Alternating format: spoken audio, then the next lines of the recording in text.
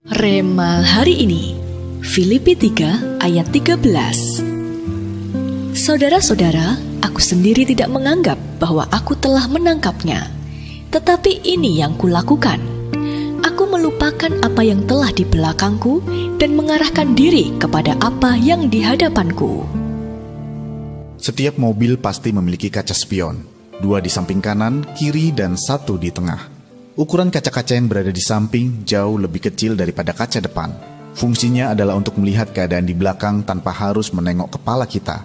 Secara umum, kita pasti lebih sering melihat ke kaca depan dan hanya sesekali melihat kaca spion untuk memastikan keamanan berkendara. Bisa dibayangkan jika kita hanya terus melirik kaca spion tanpa melihat ke depan, sangat mungkin kita akan menabrak atau mengalami kecelakaan. Demikianlah melihat ke masa depan jauh lebih penting daripada masa lalu. Terus terikat pada masa lalu membuat kita tidak bisa mengalami sukacita. Bagaikan hantu, kegagalan, penolakan, pengkhianatan, atau kekecewaan terus mengejar dan membayangi. Jika kita tidak bisa mengalihkan pandangan kita dari semua itu, masa depan kita bisa berada dalam bahaya. Adalah lebih bijaksana jika seperti kaca spion, kita hanya melihatnya ketika diperlukan. Sebab kita memang tidak mungkin bisa melupakan masa lalu sama sekali, kecuali kita menderita amnesia. Namun kita bisa belajar banyak hal yang berharga dan mendapatkan motivasi kuat dari masa lalu kita untuk menjadi lebih baik ke depannya. Hari ini adalah hari terakhir kita di tahun 2021. Tidak ada cara lain bagi kita untuk memasuki 2022 dengan penuh sukacita selain dengan memaksa diri untuk move on dari masa lalu.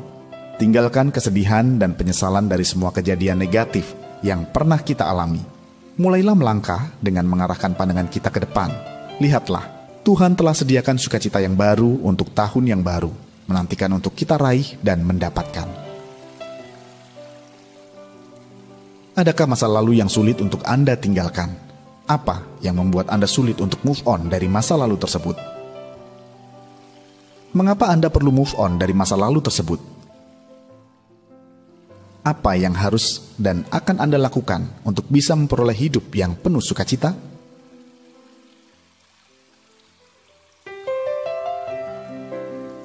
Tuhan Yesus, kami mau mendapatkan sukacita yang telah Engkau sediakan bagi kami. Tolong kami untuk meninggalkan segala kenangan yang menyakitkan dan mengecewakan kami. Bersamamu, kami akan mampu terus melangkah maju menuju rencana-Mu yang indah dalam hidup kami. Di dalam nama Tuhan Yesus kami berdoa. Amin. Rahasia hidup penuh sukacita adalah bisa move on dari masa lalu.